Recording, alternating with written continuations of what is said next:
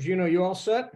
Yes, recording Okay, started. noting the hour of 7:01 and a quorum present, I call to order the planning board meeting of February 21st, 2023.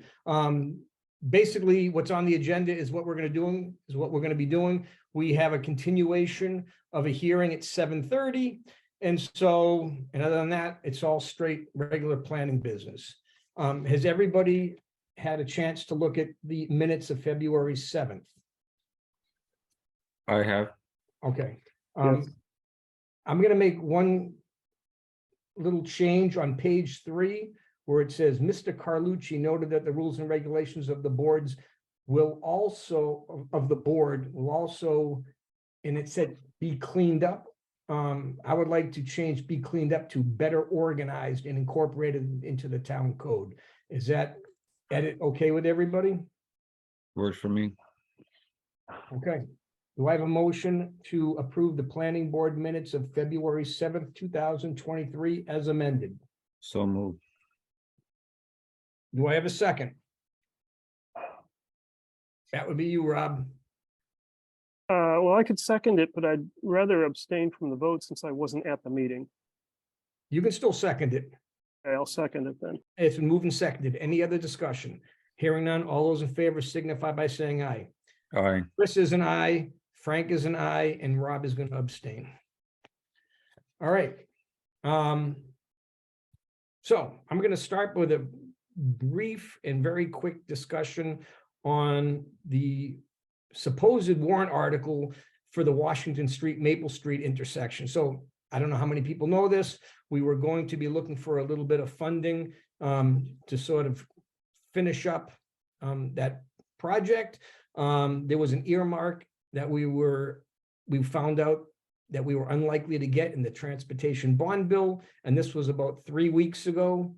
And so we were hoping that at the end, we might need 100,000 or 125,000. Well, without that, the number was going to be significantly larger. So when it was apparent that we were likely to get it, and we had to start ordering curbing and things for the summer, we kind of tapped the brakes on it. And Gino is going to be searching for other areas of funding. So if Gino, you want to talk about that for a couple minutes, that would be great. Yes, well, we previously had been notified that we did receive a Complete Streets grant that will cover a significant portion of the cost. We recently started the process to apply for a second grant. It's a 2-step process. You initially submit an expression of interest, which I have done, and I've gotten a response on that. That basically they don't really say that, you know, it looks favorable or not favorable, except they do note that it is eligible and reasonable. So, you know, that's some hopeful sign at a minimum. The actual full applications are due in June, but we would probably submit it sooner than that. Okay. And hopefully we probably won't hear until the fall on that application. Okay. And if we hear from that, you know, it's going to get us much closer to the number. Again, everyone hopes that construction costs don't go up next year, but things are pretty high right now. So who knows what'll happen with that. Frank, did you have anything to add or no? No, I was just going to work with Gino in whatever capacity that he can use my assistance and help, but I'm happy to help with any way I can, Gino. Okay, perfect. And unfortunately, there were a couple more accidents up there recently. So, you know, we're moving this along as much as we can. Again, I look at the Washington Street, Maple Street intersection as a regional problem. I don't think this is something, it's not like paving, you know, Woodland Street, which is really should be on the town. We need help funding this. So, so we're going to try. Rob, at the last meeting, we had quickly talked about crosswalks at 16 and 27 for the Bay Circuit Trail crossings. You were not at that meeting. I addressed it quickly. You want to talk about it for a couple minutes? Okay. Well, the impetus for this was getting information on the Mass Trails Grant Program, which is an annual grant program. It opens up, I think, in November, and you have like 60 days or something. You have a period in which you can put applications in. They give out grants related to trails. They're particularly interested in trails that span multiple communities. And the grants are for 80% funding. And there's even an interesting way to kind of finesse the remaining 20%, which is that the town, or especially if it's like a nonprofit applying for the grant, they can actually take volunteer labor and cost it as if it was being paid for. So if you have a program where you're planning on your organization putting in 100 hours of volunteer labor, you can count that as if it was a cash contribution towards your 20% requirement. Anyhow, so the idea was to put crosswalks with the lighted pedestrian controlled LED signs at the two crossings of the major arteries in town, Route 16 and Route 27, where the Bay Circuit Trail crosses them. And it seemed like we didn't have enough time in this grant. So we sort of found out about this program too late, didn't have enough time in the grant cycle to really figure out exactly what we could do and how we'd want to do it. Some of the issues are, there's an assumption that all trails and improvements should be disability accessible, but trails are waived if you make a case that the terrain is just not supportive of making it an accessible trail. And improvements to trails are waived if they're in an area that you can demonstrate is just never going to be amenable to being made accessible, again, due to just how rugged the terrain is. So my interpretation of this is that the crossings would have to be done to ADA standards, but it doesn't necessarily require you to improve anything else. And so the trails could remain as they are. In my mind, still the major question is exactly where would you want to put these? I think it's fairly obvious on Route 27.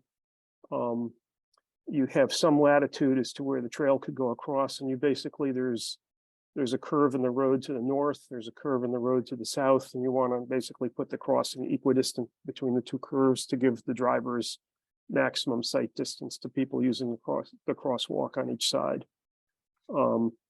Much more of an open question that I would like to discuss with Sean Colleen and maybe the police chief and the whole traffic safety committee as to what to do at Route 16. Where the trail crosses there is just to the east of a significant bend in the road. So if you put the crosswalk right at that crossing, there will be plenty of sight distance for cars traveling from Natick towards Sherborn, but very, very little warning for cars traveling Sherborn towards Natick to people on there.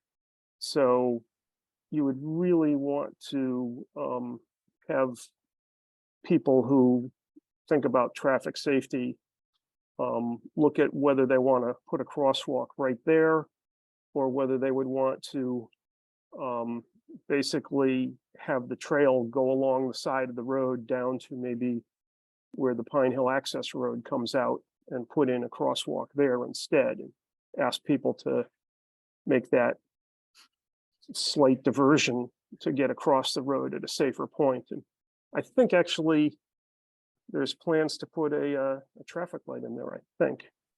So that's something that needs to be discussed and decided on and put into plans for this before we would even think about applying next year. Okay. You had said a couple meetings ago that there was a wet area between 16 and 27. Would that be addressed at the same time? There is a quite wet area in between there, which, perhaps right now limits the number of people using that particular section of the trail. Although certainly the Pine Hill area is very popular, and the area over to the west of 27 is very popular too. The Forest and Trails Association has been talking about building a bridge or boardwalk over the wet area. They have some kind of tentative ideas with the Conservation Commission about how they could do that and work within the wetlands parameters. But we don't have any specifics on that yet. But again, I would expect that might be moving forward during the summer season. Okay. Okay, thank you. 3A zoning first step. So on March 2nd at 2 p.m., Gino and I are meeting with Lawrence Smead at GM Goldson to review the scope of work and the timetable to getting us into full compliance. Gino, would you like to talk about that? If another board member would like to join us, that's fine. If you can't make it, that's fine too. Gino? Yes, well, that process is through the generosity of Massachusetts Housing Partnership. They're provided the funding for a consultant to assist us in that process. So I just wanted to mention that. And another organization called CHAPA, which I think stands for Citizens Housing and Planning Association, is also helping out with by organizing cohorts of similar towns to discuss their plans, as well as they are able to provide presentations, both resource material and actual presentations, again, to help with the process. Also, just another note on that, the whole 3A thing is it's down to 4 towns out of 175 that have not submitted an action plan so far. And there, I believe the 4 will probably end up doing it as well. Okay. Anything else? That's really all we have to report on that, right? Until we Yep. start moving with it. On March 8th, I have a meeting with advisory. So if any other members want to join, make sure you let Gino know so we post. If not, I'll handle it by myself. All right. On March 18th, Bloody Saturday, I'm not going to be able to attend. So Gino, you'll be there, correct? Yes, And Will said he would attend. And Rob, are you going to be able to make it on March 18th? Let me just check a calendar quickly. That's fine.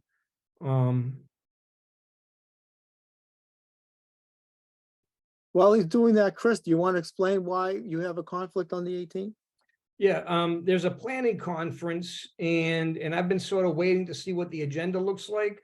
It turns out I've signed up for 3 courses and there's one course on zoning for multifamily housing. So that's again, the 3A stuff.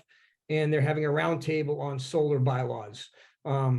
So tied into later on this evening's discussion, I've been looking a great deal at how other towns are handling the problem that we're trying to manage with the solar, and they're going to have a roundtable. So that'll be a great opportunity as people submit things that they potentially would like to see in the solar bylaw. I'm going to be able to look at it and see how other towns are handling it, and hopefully there'll be consultants there, I hope, and obviously anything we do will be run through town council as well.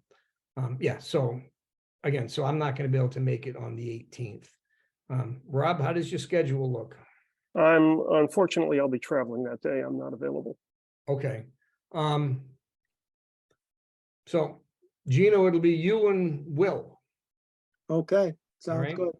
It should be pretty straightforward. Hopefully we'll have everything buttoned down before then. Addie May said she was going to be late, so she's late, but she was going to talk about the organization of the land use office and the files in town hall. Gino, you want to take that one since you're living it? Yes, well, so as some people may know, the land use boards, which include planning board, board of health, conservation commission, and the building inspector, move down to the basement level in the space that used to be occupied by the historical society museum. It's great space, and it's working well. However, there's an overabundance, or there had been an overabundance of file cabinets that take up a lot of room and kind of close up the space and make it feel congested and such. But while we were doing that, already in the works was a plan to reorganize all the files, consolidate them all by address where appropriate, and in other means when it's not appropriate by address. And that's been mostly completed. Many of those file cabinets have been emptied. They're still in place, but they will be moved soon. And it'll open up that space and make it a much greater place to work and for the public to come in. And also that reorganization is just the first step towards digitizing all those files, so they will be even more accessible to the public and to town hall employees, because they'll all be online. So that's the essence of it.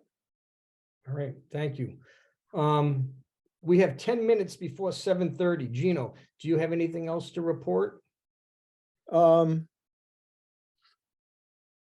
No, I can't think of anything else. All right. Then we'll wait.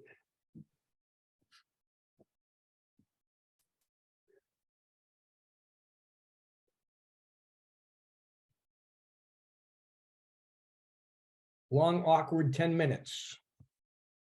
Well, one thing while we're waiting, there is a note on the chat, but most people have their names on their Zoom squares, but some do not. It's helpful for taking minutes to identify who's at the meeting. It's not mandatory, but it is helpful if people would change their name. And there's instructions in the chat as to how to do that if you're uncertain, and that would help with our minutes. It also helps with crediting speakers as people are speaking. And if you're on a phone, it may look different than the instructions I put in the chat. So if it's easiest, you could also just put into the chat from yourself what your name is, and then that'll tie it in for me. Good To point. document it properly.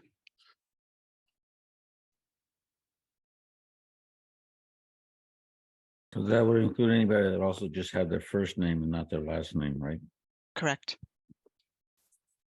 So for the record, when I said 7:30, Steph said, are you going to be able to fill all that time? And I anticipated other things coming up, and I figured when we're done, I didn't want to do any other business. So you warned me, Steph, so. But let me see. Well, I'll just mention one quick thing, but as some may know, today was Mardi Gras in New Orleans. And as someone who lived in New Orleans for 12 years, and I'm one person in town hall, another person in town hall is married to an LSU graduate and has a son who's an LSU graduate.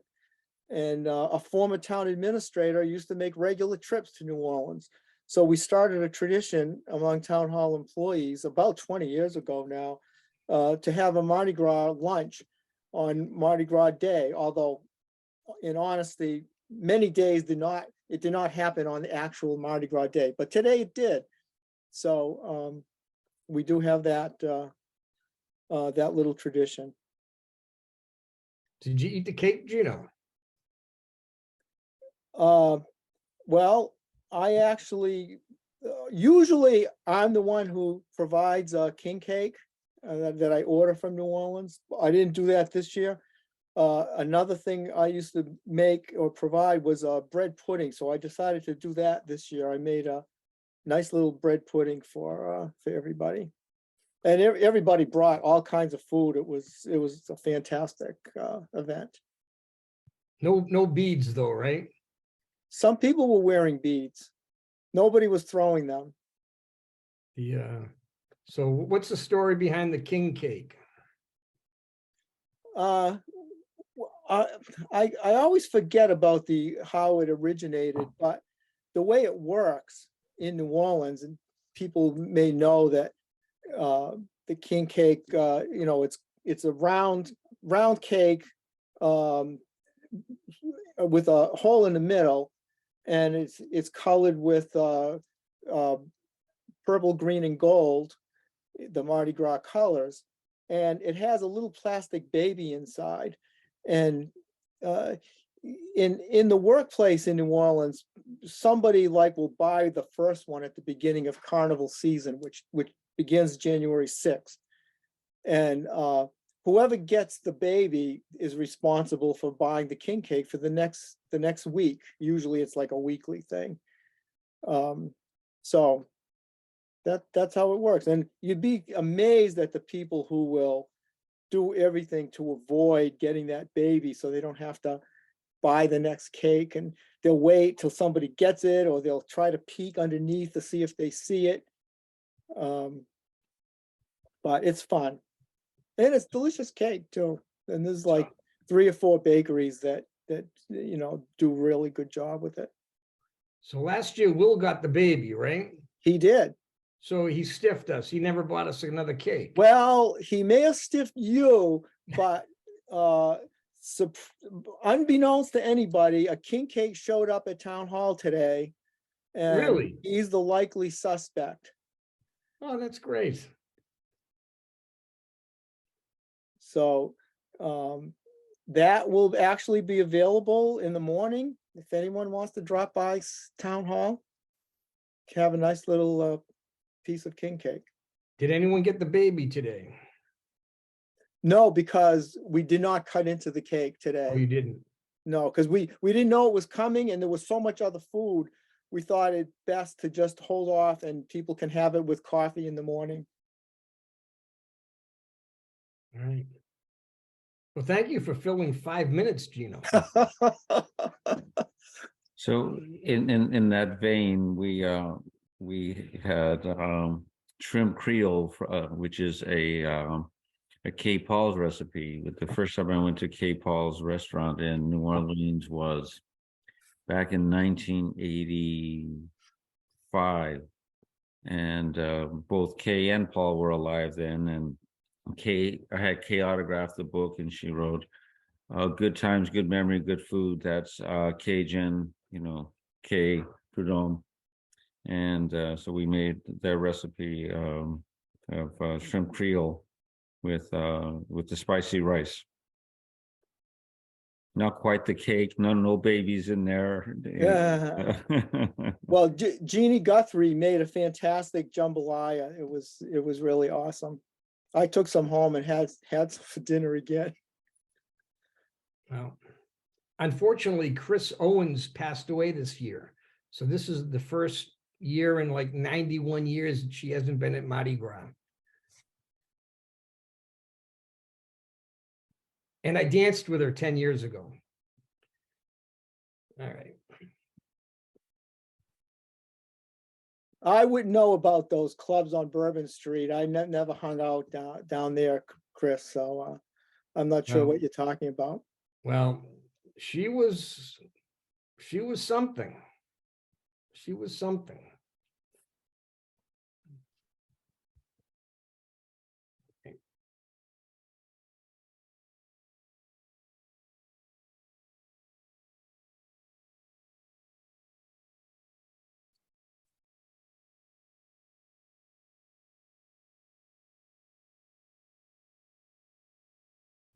Just going to give it another minute or two.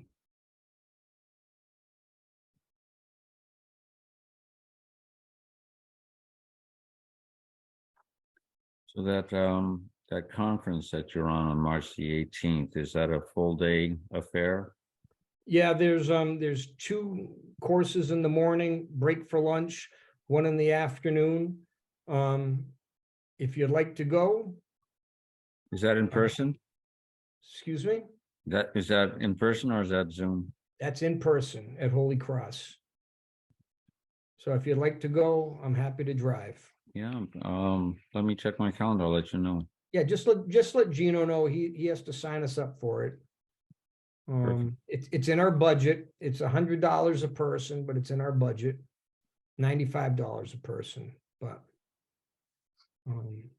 typically I don't go to these things, but with the 3A stuff and especially with the solar, every town's dealing with it, and so this is a great opportunity to kind of see how other people are managing it, and it's before town meeting, so it'll be very helpful. Sounds like it. Yeah.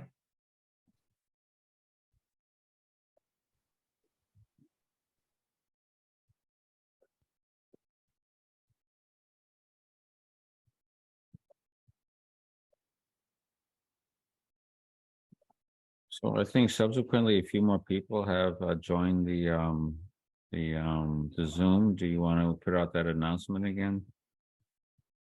Well, I'm gonna go through sort of that in a second, Frank. But if Steph wants to go over what she said, that's fine. Yeah, thanks, Chris. I just wanted to remind people that your name may not show up with your first and last name on Zoom. So if you would please be willing to rename your Zoom square to include your first and last name, it helps with the sign in, as well as for when people start commenting, being able to tie the comments to the individual. Okay, thank you. It's 7:30, so I'd like to continue our public hearing on section 5.1 of our zoning bylaw to replace it with a new section 5.1 regarding large-scale solar, ground-mounted solar facilities. Gino, has the hearing, I already went through this last time, but for the record, the hearing has been properly posted and noticed, correct? That's correct. Okay, thank you. So I'm going to start with a whole bunch of comments because I think I'm going to answer a lot of people's questions right out of the gate. So how I plan on running this evening, I'm going to make an opening comment and then highlight changes in our bylaw. At that point, Gina will put the bylaw up on the screen. Some changes have been made since everyone's seen the last draft. I'm going to ask the board for any quick comments and then open it up for public comment. Please wait to be recognized and begin by stating your name and address. If you have a general question about the bylaw, we will do our best to address the question. If you propose a change to the wording of the bylaw, you may speak to it, but I'd rather, if there's a lot of stuff involved, I'd rather it be forwarded to the town planner. We will look at it and we'll see if it's worthy of incorporating it. Again, this is going to be really scrutinized by town council, so it's more than just adding some language to it. No action will be taken on any changes to the wording tonight. I promise you in the next week, we'll look at them, and I'm planning on continuing the hearing to our next meeting, and hopefully we can put all these things together. After public comment, I will continue the hearing to March 7th at 7:45. And hopefully we can put this thing together and vote on it. If we have a difficulty, this needs to be passed this year. And so if we have a difficulty, I do not want to bring it to town meeting and not have it pass, because then we can't bring it back for 2 years. And so if it looks like we're not able to button it down, I'm going to propose that we have like a study group and have a member of the select board, have a member of advisory, have a member of conservation, have a member of planning board, and one other person, have them work on it over the summer and bring it back for a fall town meeting. Obviously, I would prefer to get it done sooner than that. But if it looks like we're not going to get 2/3, I'm not going to push it forward. So the question is, why now? In 1985, Massachusetts passed its first solar laws. The statute was applied to residential and accessory use to reduce our dependence on foreign oil, as well as to reduce the impact of fossil fuels on acid rain and damage to the ozone layer. So that was back in 85, and some of the issues go back to the late 70s. The 1985 legislation did not address climate change or large-scale solar commercial projects. They also did not have the benefit of our current understanding of climate change and the mitigating role of forests and wetlands when they initially wrote this law. This has been the balance between the state's need to expand renewable energy and our longstanding tradition of local control. Then came Tracer Lane v. Waltham. If people have any questions, Google it. It's very self-explanatory, unfortunately. In March 2021, a land court ruled that Waltham's bylaw, and this is in quotes, runs afoul of state law, Chapter 40A. When appealed to the state Supreme Court, the state Supreme Court agreed with the land court, concluding in June 2022, so 8 months ago, an outright ban on large-scale solar in all but 1% to 2% of the land area restricts rather than promotes solar energy. In the absence of a reasonable basis grounded in public health, safety, or welfare, such a prohibition is impermissible under the provision. Waltham's bylaw was very similar to our existing bylaw. The planning board has been working with town council and our town planner to update our bylaw. Initially, we were just looking to update it, and then there were so many changes I thought needed to be made. We basically started all over. So the bylaw is much more comprehensive. It's like 47 pages. And again, I'm going to get into why I think that was a good idea. I'm confident that our current bylaw provides Sherborn no protection, as it would not hold in court if it were challenged. The timing of this new bylaw has nothing to do with projects being discussed in town right now, nor would we write a bylaw to promote or prevent a specific project. The good news is we're not alone. Right across the state, towns everywhere are looking at updating their solar bylaws. And I've also gone and I've looked at every town, or as many towns as I can, that have updated their solar bylaw. And I also looked at how the Attorney General ruled on it. So our challenge is going to be, we need to create a bylaw that allows some level of local control, that will pass town meeting with a 2/3 vote, be accepted by the Attorney General's office, and hold up in court if challenged. So that's our challenge. And I'm just going to go through a couple of the things that we have decided to make modifications to. Then I'm going to run it by the board. And then I'm going to open it up for discussion. Again, if there's substantial changes that people want to see, feel free to say something. Much better to get it in an email. So Gino, can you put this up on the screen? And Gino, jump in if I screw anything up as well. Okay. The first change is on page 2.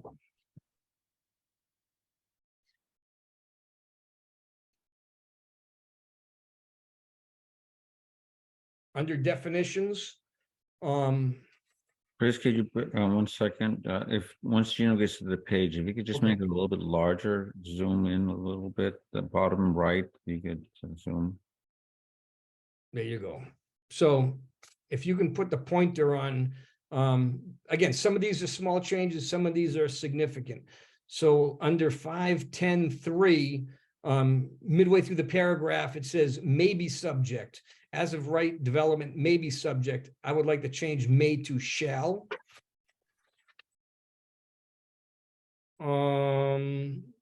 We had on page 3, there was a question about maximum lot coverage shall be 50% for projects outside the overlay district. That whole paragraph is going to be a question for town council. Right here, maximum lot coverage on page 3. So I'm going to see how other towns are handling it. That, again, that's ultimately going to be a question for town council. Town council was sent this several weeks ago. We have not heard back. So these are things that on page 4, under battery energy storage units.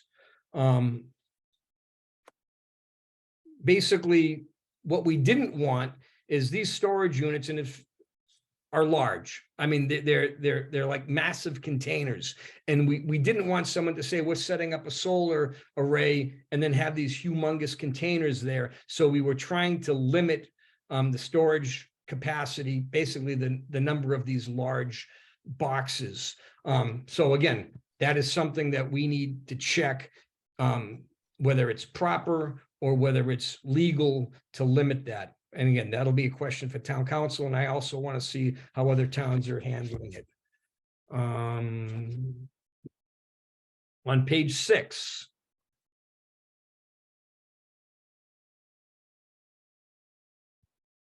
On page 6, halfway down, it says the planning board shall include required findings.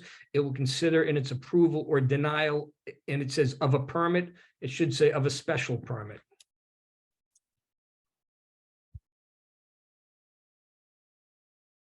On page 7, number 14. A utility connection plan and an acknowledgement of application from the utility, from the electric utility. And we need to put some wording in, not required, something about not required for off-grid. So we're going to add some language in there.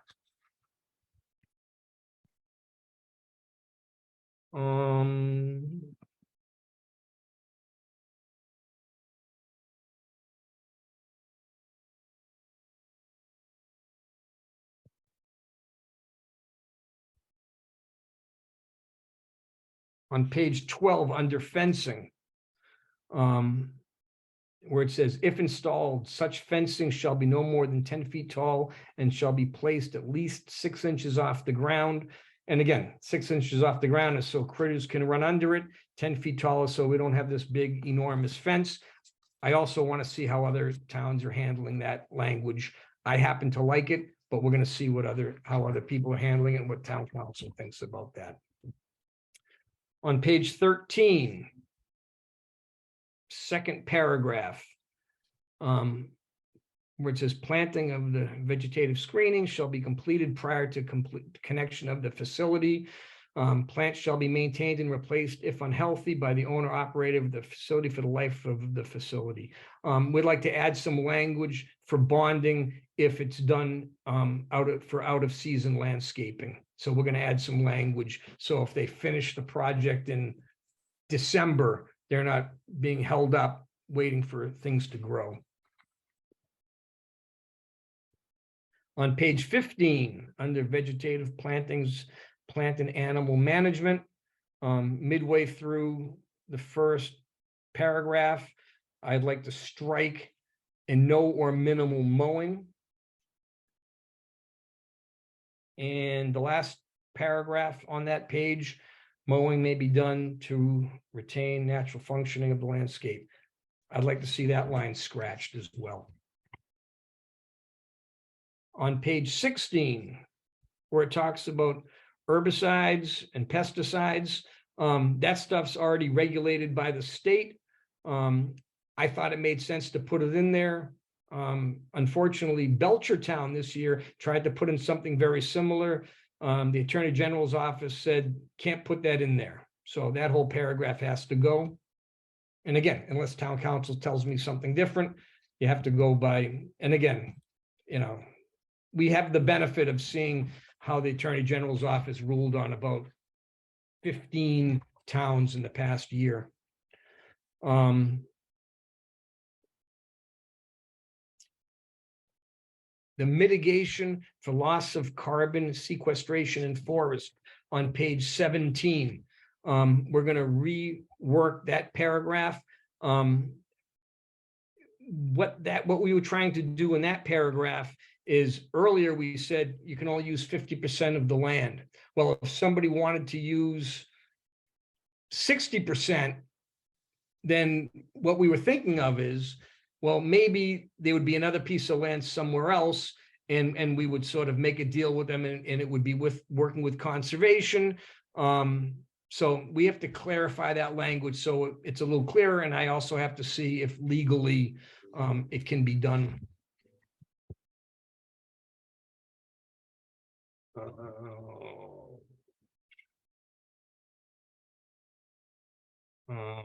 On page number 20, under 5.10.20, under decommissioning, the second paragraph, I'm going to add some wording in there. Basically, we want to find out from the building inspector. So if a project is sort of been taken offline and they want to bring it back online, we're trying to figure out the best way to work that. And so that's going to be a question for the building inspector. And also I'm curious to see how other towns handle it. Basically, we're just looking to put in language for there to be steps to bring a facility back into compliance.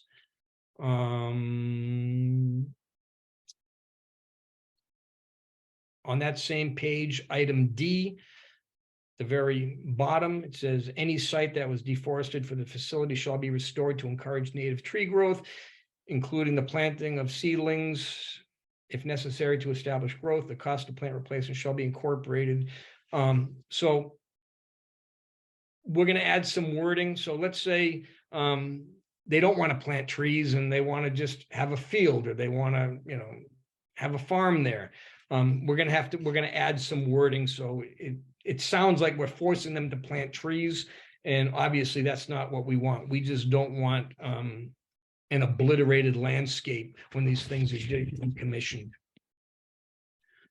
On page 21, 5.10.21, second paragraph, the amount shall include a mechanism for prorating removal costs. That sentence, Gino and I are going to be working on language there. And Gino, you want to talk about that? We had talked about every 5 years looking at the cost. How are we going to word that, Gino? Do you remember? Yeah, because the way it's worded now, it kind of implies that you would make a guess about inflation at the upfront, whereas, you know, who knows what it's going to be over a course of 20 years. Whereas if it's adjusted every 5 years, you can be closer to what the actual inflation rate is, and have a more accurate number for the decommissioning bond. Okay. So thank you, Gino. So again, that's something I want to see how other towns are handling that. And that's a question also for town council. At the bottom of that page, 5.10.22, again, that whole paragraph has to be cleared with town council. And that's all I have. So I'm going to bring it back to the board. Rob, do you have any questions or thoughts on it right now? Yeah, I had a couple of points which I emailed to Gino earlier today. Okay. You're muted, Rob. Rob, I think you're muted. Sorry. I have a couple of points I emailed to Gino earlier Okay. today. Let me just go over those quickly. Let's see. I think on page 2, in the definition of a small scale ground mounted facility, it talked about something that has a minimum nameplate capacity. And I think that you mean just the rated nameplate capacity is under 250 kilowatts. In the major thing I questioned was on page 3, it talked about setbacks and says the outside the overlay district, front side and rear setback shall be 100 feet, provided that if a front line abuts a public way or a side or rear line abuts one or more residences, the setback for that line shall be 200 feet. Yep. And I'm questioning, what does it mean for a lot line to abut a residence?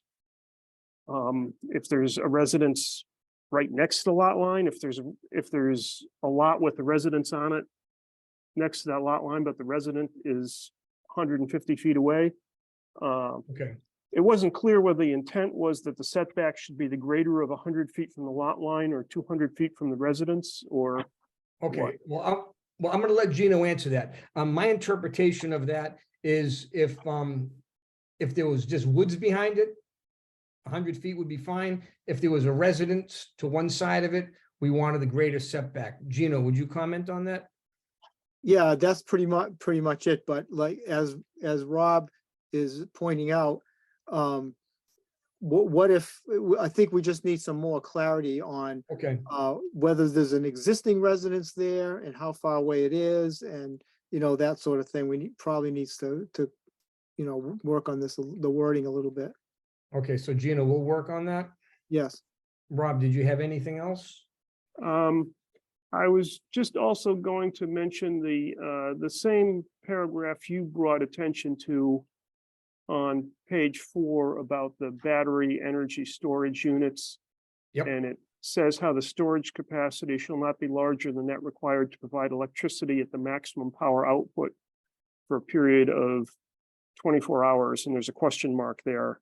Well, that's because we could put any number in there. I Right. was looking, I mean, some of these storage things, these batteries are huge. And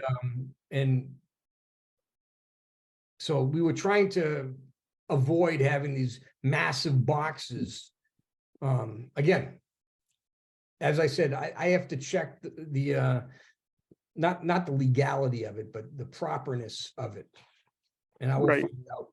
I'll find out for you. I would just point out in terms of how those are used, if a unit has a nominal peak capacity over a 24-hour period, in New England, it's never going to generate more than, I don't know, maybe like the equivalent of operating at that capacity for 8 hours or something like that, 8-10 hours at most. So saying that you can have a capacity for 24 hours at peak output in the batteries, to some extent, to me, seems to be like that's having somewhat oversized capacity than you really need for that unit. And that's basically would be having people put in batteries that are really just, they're using some of that capacity to just buy and sell power from the utility. So I'm suggesting a number significantly less than 24 might be the most appropriate number. Okay. That's fine. We'll find out and we'll work on that. That's all I have. Okay. Frank, did you have any comments? So I have some general comments, not anything specific on what was written. I thought, first of That's all, fine. the statement that I wanted to make is that compared to what we've had, this is very, very much more thorough. I believe that when this is read by not only the planning board members, but also the public at large, and anybody that would want to put in a large solar array station, that the focus is to maintain Sherborn and Sherborn's character, to try to maintain the growth, the wildlife, the minimization of cutting down trees, if you look at the various headings, you know, this covers things like safety to the environment, emergency services, land clearing, architectural impacts, natural resource impacts. It covers glare, covers vegetation. It covers, you know, everything from herbicides and what can be done in terms of maintaining the environment around the solar panels, stormwater management, everything to hazardous waste, um, even noise and noise reduction, and certainly what you were just talking about with Rob, which also includes trying to minimize, you know, the size of the batteries and the impact of the landscape for the look of that. I feel that that this comes a long way in trying to balance the ability to have something should that be needed with Sherborn's needs and requirements and our sustainability of our town and our water, our plants and wildlife. Okay, thank you, Frank. Yes, to that point, I did have a comment, and I agree. A lot of, probably a third of this could easily have gone in our rules and regulations.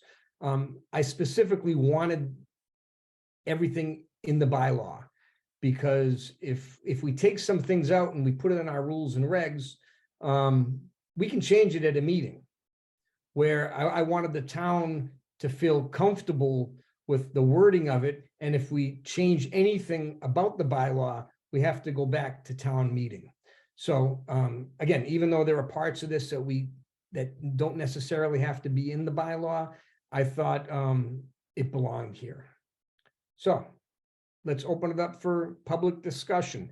So the whole idea was, currently right now, we have a very, very small percentage of the town where you can put in large scale solar, and it's basically at the dump or the transfer station.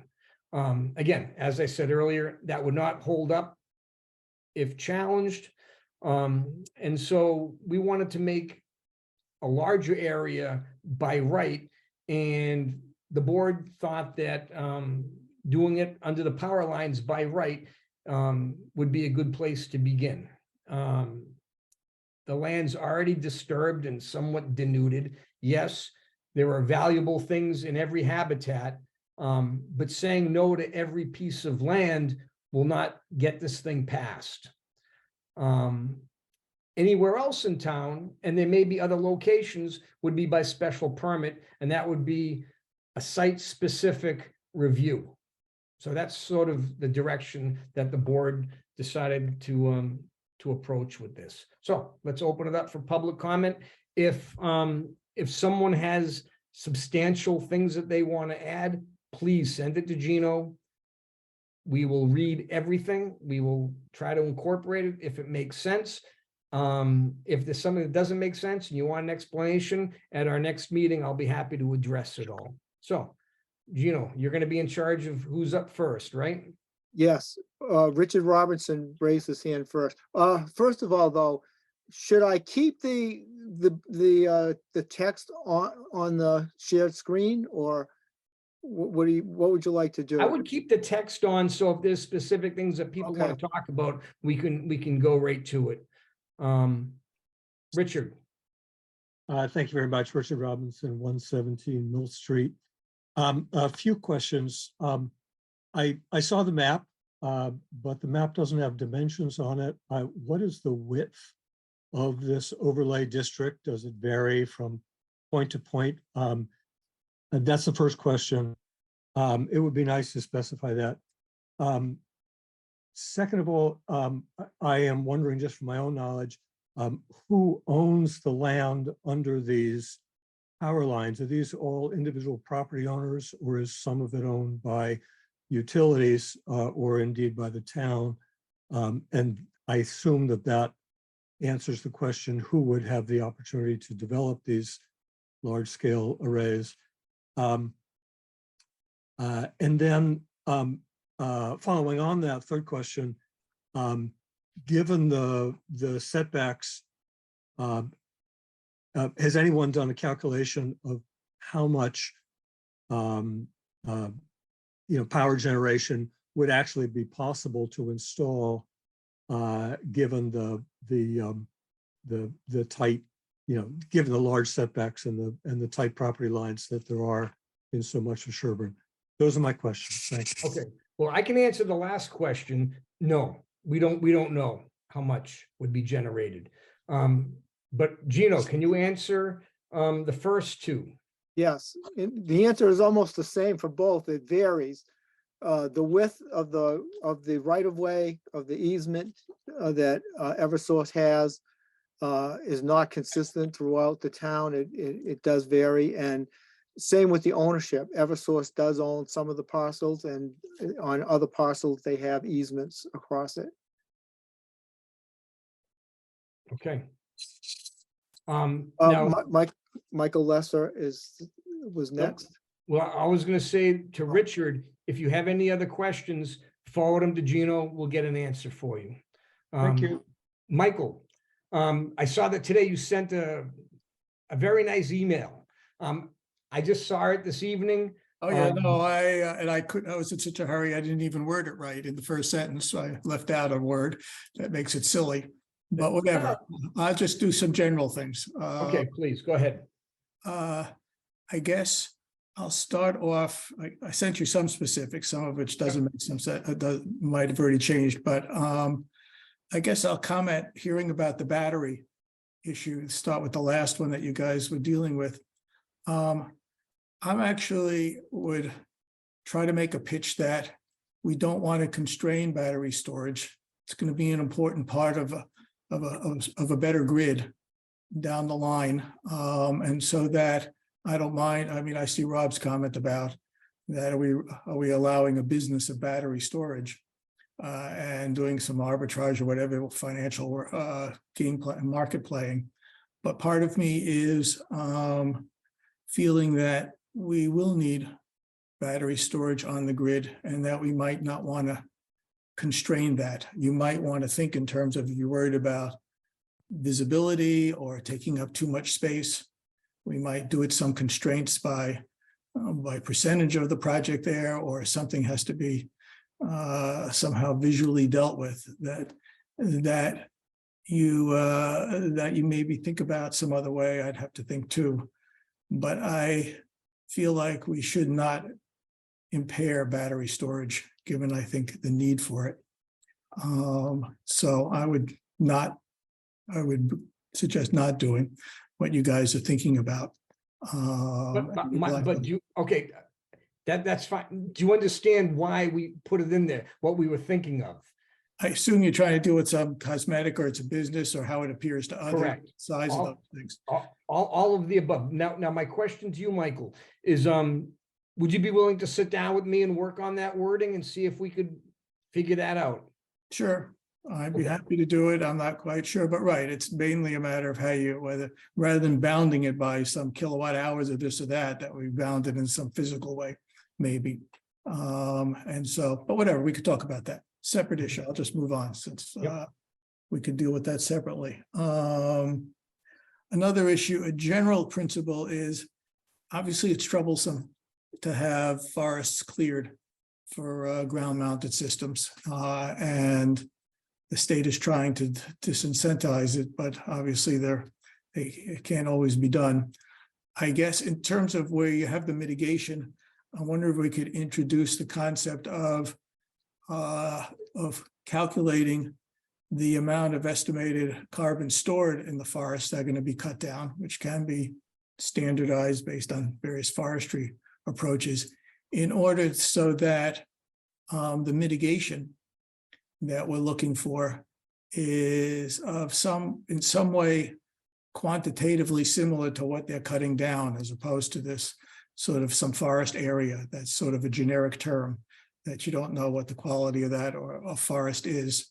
And that I suggest in what I wrote that there's places where you could ask them to actually provide an estimation of what the carbon will be removed, and then try to tie that into the fact that, for example, in some protected area, it should have at least 80% of that carbon, that there's some way of holding that whatever mitigation is done is substantive. I'd even like to, I suggest putting in that they can do a part of the mitigation could be to actually do some reforestation in an area, and with some, I suggest some wording that maybe you can actually force them to do a little plan of reforestation that shows a certain amount of carbon sequestered after 8 years or some period of time. That there, I think there is a practical way to make that option part of the mitigation so that we actually get some new forests as opposed to just protecting land that might be not developed or developed, we don't know which. So I guess that's a whole sort of second area that I was that I think we could introduce some more specificity. Let's see, besides, I'm trying to think of what's worth talking about here. Are we bound in terms of the size of this?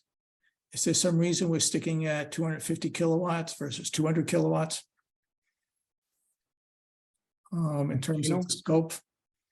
Well, that's been the standard in the, going back to the original state model in 2012, and it still appears to be the standard. Okay, so you're not considering just knocking it down, because it's basically, it looks like that could still be, I guess, easily probably 250 could be an acre or two.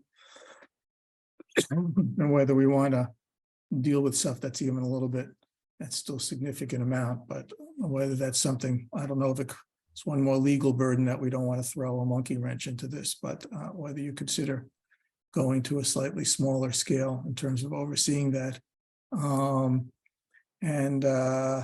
I guess I was surprised to hear, I guess that whole issue about the herbicide use, I was trying to suggest that you might not need to allow any of it, given that it's going to be mowed and other things, and we'd like to protect the water quality, especially if we're dealing with areas that are deforested, that are going to be deforested, that already provide a lot of water quality benefits. But I guess I'd like to think if there's some angle to minimize any pesticide use on it, it's some angle there. I guess those are the more general things. I'm assuming the stormwater will apply. Is there going to be is the stormwater apply, the bylaw apply for 4 acres, or well, that's maybe 4 houses? What area of disturbance does the stormwater bylaw apply? 1 acre. Oh, okay, so that'll be fine then, because 1 acre is probably the smallest any of these things will be. Yeah, obviously the right of the overlay area, I have some concerns about picking that area there, given some that you'll hear more about from somebody else, but I won't, then I'll let that go for now. Okay, that's my comments for now. You've got some others in writing and we could talk Okay, about them if that helps. So I have one question for Michael. These comments, were these all in the email that you sent to us? Yeah. Okay, thank you. For the most part there. It's Michael S. at 54 Forest Street. I guess I forget that in the beginning. All right, all right, thank you, Michael. Yeah. Carol. Good evening. Hi, I'm Carol McGarry, 262 Western Avenue.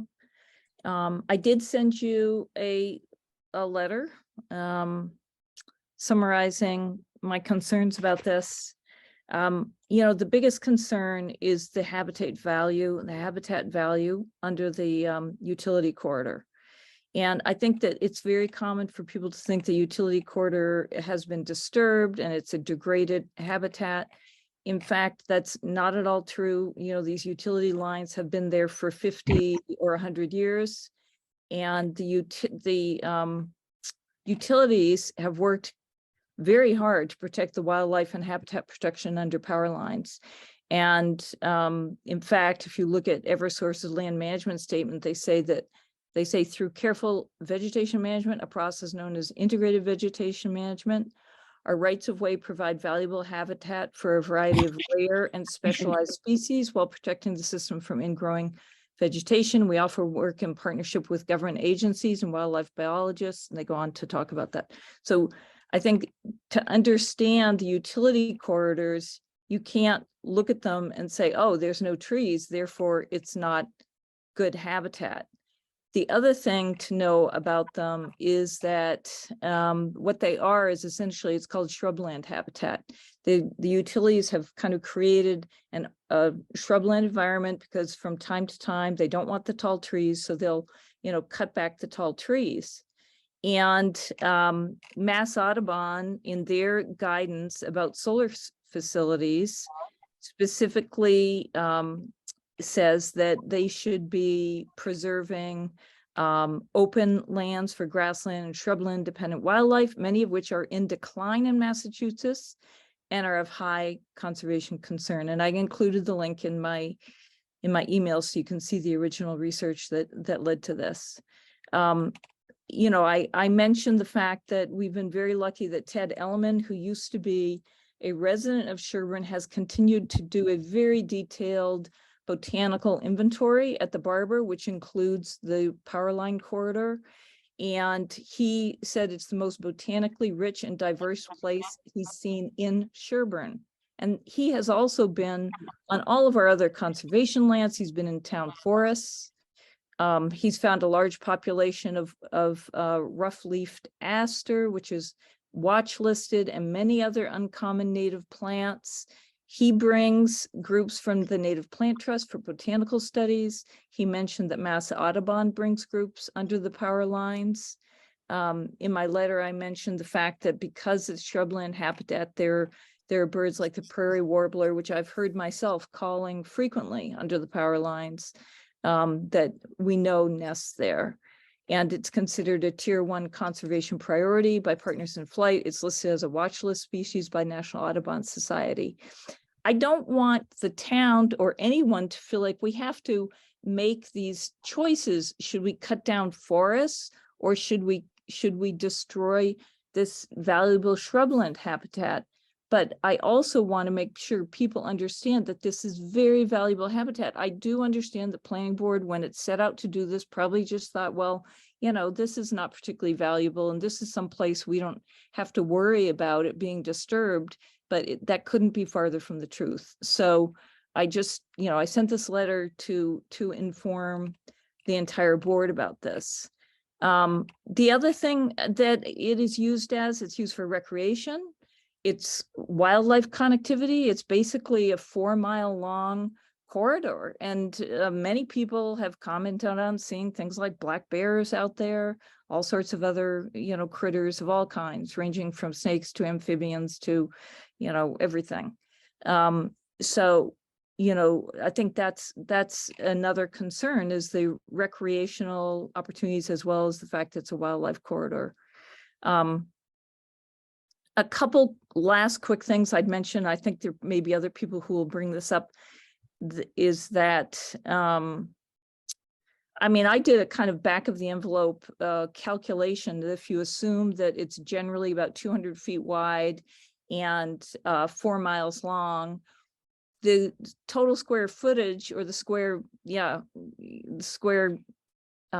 acreage, is about 1% of Sherborn's land. And even if it's double that, if it's 2%, the ruling in Waltham that people were concerned about, they were struck down because they had only about 1 to 2% of their land in this solar district. So I don't know, I'm not sure that will help, but I think it's something certainly to consider, whether we're actually considering sacrificing very valuable habitat, and how much does it really benefit the town? Is it really protective in any real way for the town if we do this? Okay. I guess in conclusion, I would say that, we really have to think carefully about the idea of encouraging solar development in an area that is very valuable on its own, and is probably, from a ecological perspective, more valuable than other lands in Sherborn. Not that I feel like we have to make that trade-off, but the state guidelines say we should choose things like, actually degraded land. So it might be parking lots, it might be along playing fields, it might be former, I don't know, old hay fields that are not very biologically diverse. Whatever it may be, would be better than kind of sacrificing the power line utility corridors. So that's my statement. Happy to answer any questions that you have. That's about that. fine. Carol, I'm going to make a few comments. Sure. The first comment is with Waltham, they had a very, and some towns, again, had a very, very small area that was an overlay district where you could do these things by right. So right out of the gate, we are very much increasing the overlay district. And part of this bylaw is we're allowing it pretty much anywhere in town by special permit. The reason why we thought the power lines would be a great place to do an overlay district is because it's already sort of denuded land. And I understand your point. And That's my point, that it's not in any way denuded land. I appreciate that. But what it would do is it would I think it would put more pressure on other parts of town that it would be harder to prevent other projects, where if we do it by right and somebody has the opportunity, they're going to be more likely to do it under the power lines. So, that Chris. was our thinking. I appreciate your point. Again, if the town wants, yeah, I mean, we could probably remove the overlay district entirely and have everything by special permit anywhere in town and not have the overlay district. I think it would put pressure on other areas of town, though, personally. But thank you. One last question. Have you Sure. contacted Eversource? Do you know if they would permit a large-scale solar development under the power lines? We basically have to provide the zoning. We don't have to, I mean, there are areas where it's not like there's going to be a solar array down the entire length of the power lines. That's not going to happen. So, But would they allow it? Because they're pretty restrictive about what you can do under the power lines. Yep. Gino, do you want to comment on that or not? I haven't contacted Eversource, but I have seen solar arrays, actually not directly under the wires, but right next to them. So within their easement area. So it does seem feasible. I've seen two locations like that. Okay, thank you. Eugene? Hi, thank you. Eugene Chung, 19 Brook Street. Echoing what we were just saying, I think the issue of the setbacks in terms of distance from the power lines. For example, I've read that 200 meters away from the power line is recommended. And then also the setbacks in your wording for the document in terms of how far residential structures should be away from the solar farm, as much as 1.2 miles, I've read, not 100 or 200 feet. I would suggest this is an important issue for us to address. What is a safe, healthy distance in terms of creating these huge arrays, not to mention huge generators, transformers, access roads, and battery stations from the power lines? One has to only think about the danger of what would happen if a line fell on these arrays and created huge, tremendous waste for our environment. Not to mention that, as Carol suggested, if we have to deforest land away from these power lines, that means not only danger to our water and wildlife, but losing carbon sequestration from the trees, which seems to me to defeat the purpose of why we're in the state is going through this exercise of carbon sustainability. So I think that's an important issue. I don't know whether it's an expert or a consultant who can give us that direction, but I suggest that's a very good use of time and our money. And echoing what Carol just said, the water issue in Sherborn is crucial. Dopping Brook is within or abutting the easement. Dopping Brook serves not just my property and my neighbors, but Hopestill Farm, the fields at Sherborn, crucial areas of well water in our town. And one can only focus on this issue to understand the environmental impact of this solar project. If I may, we're just talking about the zoning. We're not saying that there's going to be a specific project in any specific place. But your concerns, could you email them to Gino, and I'll be very happy to look at it and compare it to how other bylaws are, and even run it by town council. I'd be very happy to do that. Thank you. What is your email? Gino. Gino. Mine is planning. I have your email, Gino. Nice to see Okay. you. Yeah. I have it. Yeah, Eugene, if okay. you send it to Gino, Okay. that's the best way to do it. Yeah, I would also like to add that, I think that it's important for the town to get buy-in on these issues with all of our neighbors. I mean, I just found out about this issue 2 days ago through Carol's next door posting. I think it's our responsibility to make sure that anybody who has land in the easement or abutting it, whether it's on Western or off Brook, for example, not to mention the other streets, should be notified of this issue. And their feedback should be sought, not just somebody like Carol and myself. Okay, thank you. I just want to add a few more points. I know that you're not making this decision at this moment, but I also want to add that when the town is considering the value of this project, we should consider what our former planning board chairwoman, Dr. Marian Nutra, and the traffic safety committee said. We need to complete the complete streets policy. For example, we could invest the money to link the Barber Reservation with Fessenden Field and the Upper Charles River Trail for pedestrian-only road and trails. We could invest the money for the police department to better police issues such as Odessa turning left on Western or issues such as littering. We could invest the money in electric vehicles, high-speed charging stations. I'm sorry, when you say there are many issues that we can seek as far as alternatives to this project.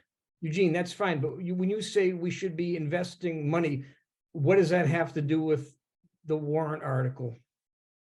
I'm confused. I'm not even familiar with what you were speaking of, the warrant article. I'm just speaking in general terms, Okay, philosophically, for our town's values. Why are we allowing this sort of project to be considered without very careful again, I'm sorry, this is not about a specific project. This is about, it's basically state mandated zoning changes. Okay. Okay. And again, if you have any thoughts, concerns, get them to Gino. I'd be happy to look at them. If we can incorporate them into the bylaw, I will. Okay. Well, I think the issues of setbacks is crucial. Okay. Because, consider for yourself, 100 feet from your house having a massive solar array. Are there concerns? Consider for any citizen in our town. These are concerns. And our water, as I said, not to mention the wildlife. That's fine. Thank you. Thank you very much. Sarah?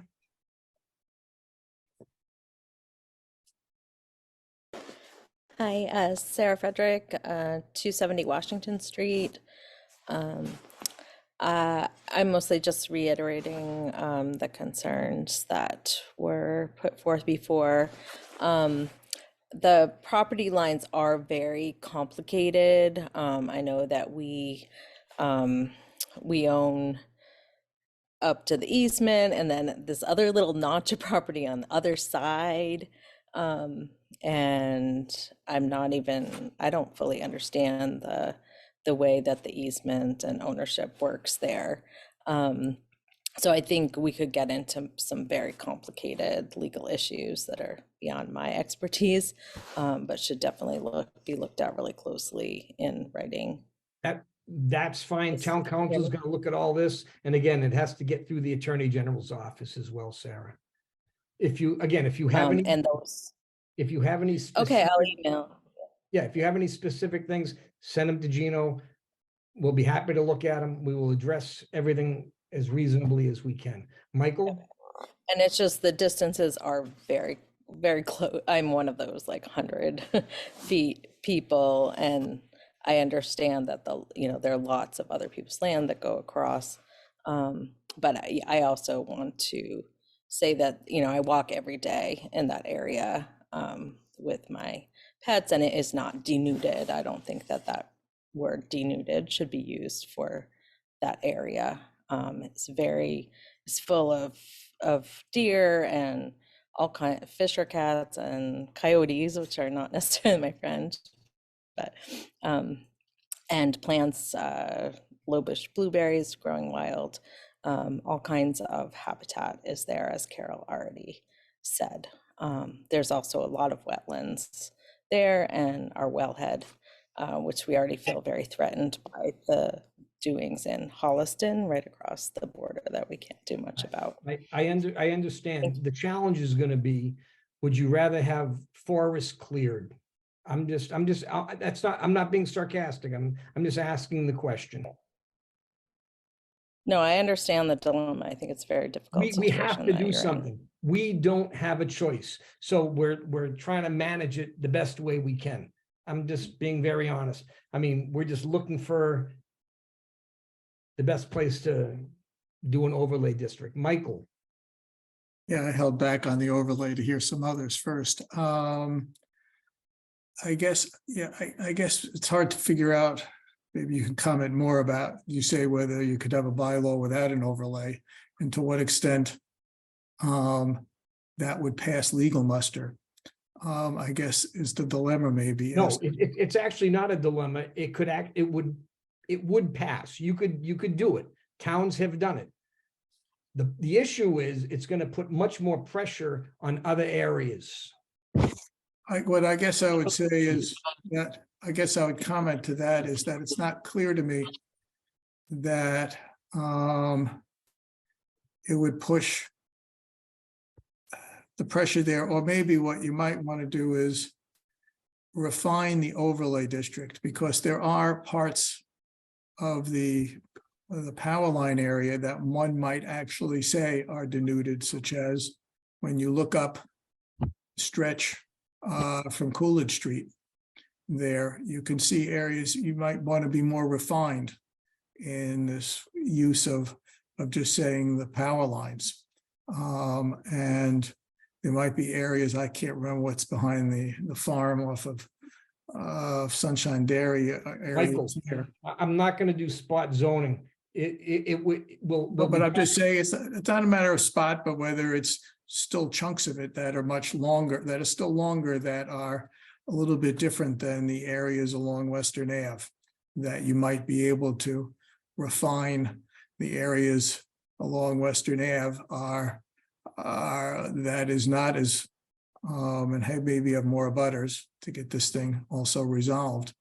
So you might want to refine the overlay district there. As to the pressures issue, I have a feeling that to the extent that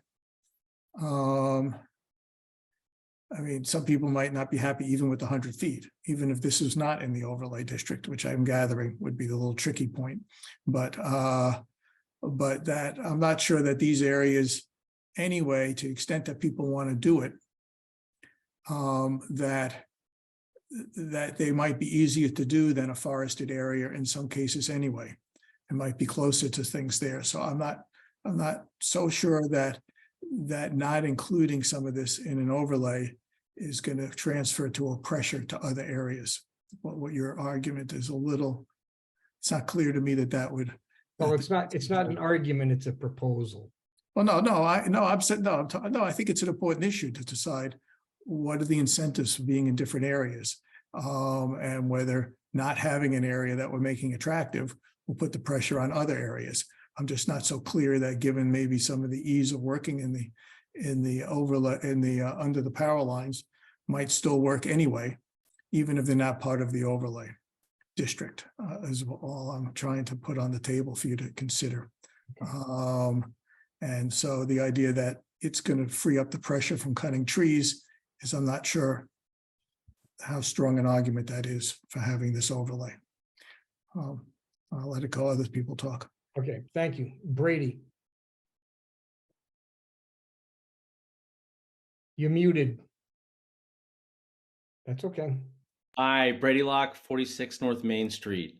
I just wanted to note, overall, I'm supportive of this district below the power lines being set up as a potential area for solar arrays.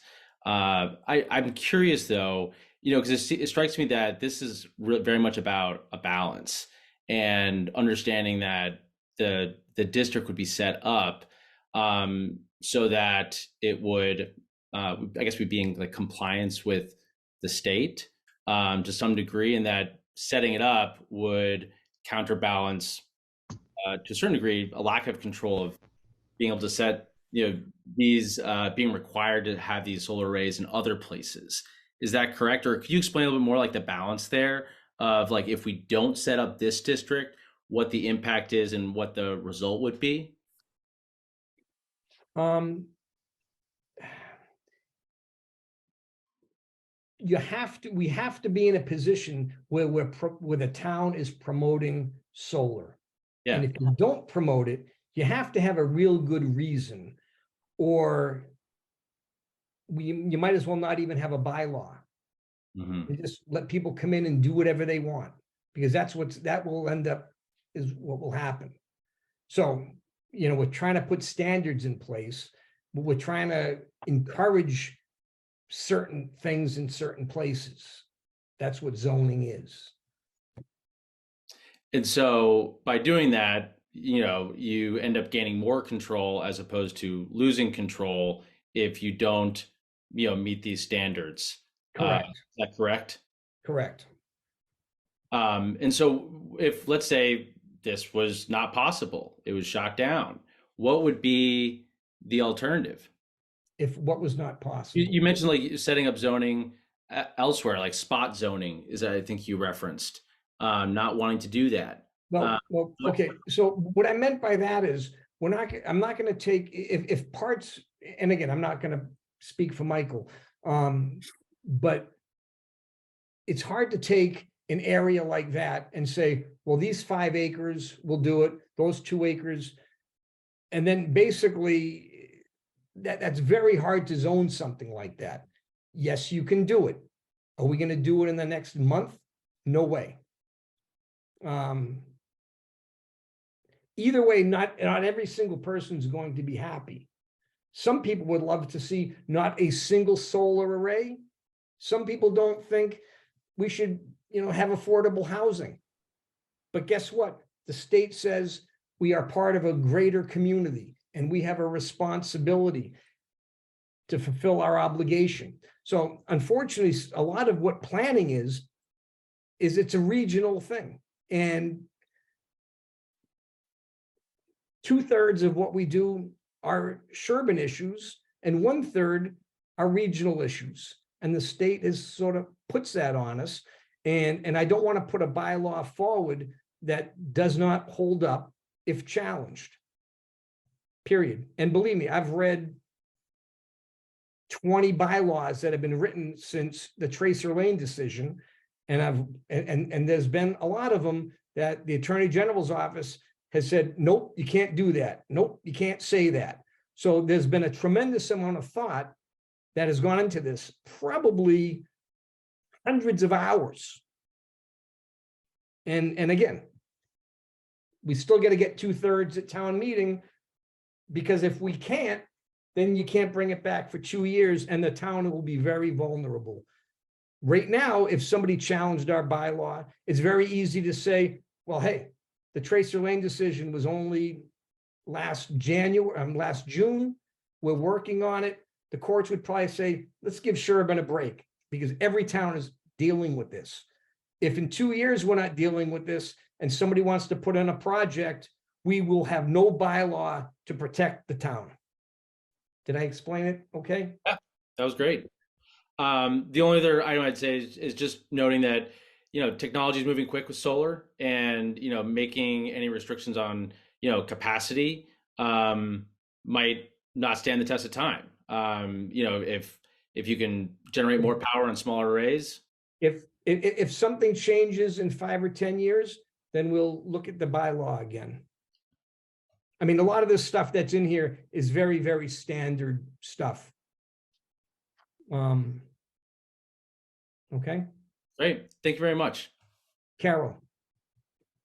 Yeah, you brought up the, this ruling, the Tracer Lane ruling. Yep. And I'm not a lawyer, but, I did look at that a little bit, and that was where I saw the thing that said that, basically one of the reasons Waltham didn't prevail is because they had so little of their land was in the solar district anyway. But the thing that the thing that this legal site says is the court found that such restrictive zoning for solar facilities lacks a reasonable basis grounded in public health, safety, or welfare. Correct. I think I would say I tried to work my way through the wording of this. As you said, it is extremely long, but some of the things that people are bringing up tonight are directly related to things like public health and safety and welfare. I didn't see anything in the bylaw that appeals to those things that would help us prevail in the case that there's a challenge. So I was wondering, have you given thought to that? Yes. And in what way is it addressed in the current wording of the bylaw? This is really a model bylaw. And again, we have to get this thing through town council. I am sure town council is going to have a few comments on it.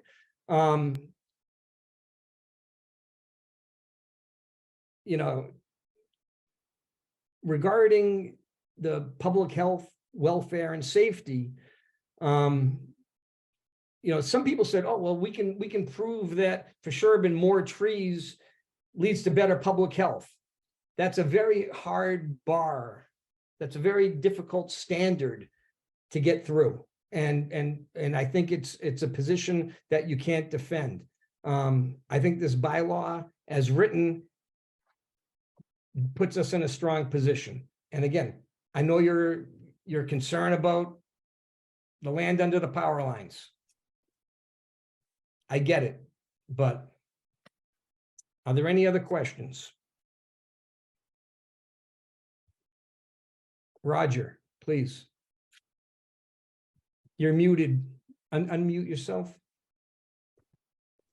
So I'm wondering whether there's any latitude in the bylaw for the town to have any discretion over the intensity of a solar development on a place like one of the power lines. So I'm sympathetic, very sympathetic to the state's desire to promote solar, and also to the habitat values out there on the power line. So not all of that power line is valuable. You've expressed a desire to avoid spot zoning. Can a desire to restrict either the density of an array or restrict it from areas that the town would designate on the basis of some of these botanical identifications, would that fly? Again, we can do anything. I mean, if we wanted to. At what point do you stop and say, it's a very difficult thing to do. Believe me, it would take years. It would take years. And it would be years of someone else's time, not mine. Frank? In the if we're looking at that overlay district and you're using the setbacks as well, doesn't that provide a corridor between the solar panels and the setbacks, the distance that that's outside of the solar panels to still allow for that deforestation, for that corridor, for that planting? Doesn't also the angles of the solar panels and the light that would come through, the rain that would come through, still allow for some of that habitat to still be able to go in between and around the mountings of the solar panels? Wouldn't the fence levels being 6 inches, maybe it should be 8 inches, but whatever that number is, allow for, you know, some of what is being asked for to occur, so that it's not a total non-sun gain where it's solar panels and nothing else, but there is actually the ability for the plantings, for the vegetation, as well as for the wildlife to be able to continue to live together. Yes, the answer to that is yes, Frank. Are there any other questions? Yes, Chris, I'd just like to echo what Michael Wait, said. wait till I call on you. Carol was next. I would just, I wanted to respond to the last person who spoke to say that in looking at research that I've looked at, it is possible to establish solar panels in such, you know, to restore the habitat or make it habitat friendly, but then the bylaw would have to specifically require that, you know, unless there's some wording in the bylaw to protect the habitat, it won't be protected. Okay, thank you, Carol. And the wording of the bylaw now basically says they should use late native plants, but it doesn't say that they should preserve the habitat that exists, which is inherently much more complex and usually more stable ecosystem than anything you can create again, you know, after kind of, you know, disturbing everything and starting over. Okay, Thanks. thank you, Carol. Eugene.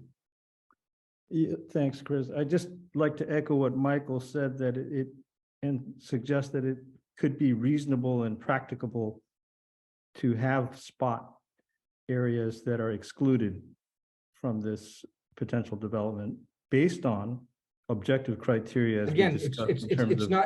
I'm sorry, Eugene, it's not a development we're talking about. But Okay. continue. Well, I'm just suggesting that you said it might be impracticable to exclude certain areas. I would say we should use the criteria of the setbacks from residential areas and from wetlands in particular as a criteria for areas which cannot be subject to this proposal. Okay, thank you. Are there any other questions? All right. What we're going to do is any comments, especially if it has to do with the wording of the bylaw, please forward them to Gino. I would like a motion to continue this hearing to March 7th at 7:45. Do I So move. have a second? Second. It's been moved and seconded. Is there any other discussion from the board? Hearing none, all those in favor signify by saying aye. Aye. Aye. Roll do call, I- roll call. Oh, Sorry, Chris, roll call. that's okay. Frank was an aye, Rob was an aye, Chris was an aye. Do I have a motion to adjourn? So move. Second. It's been moved and seconded. All those in favor signify by saying aye. Chris is an aye. Aye, Frank. Rob, aye. All right, guys, have a great evening. Thank you. Right.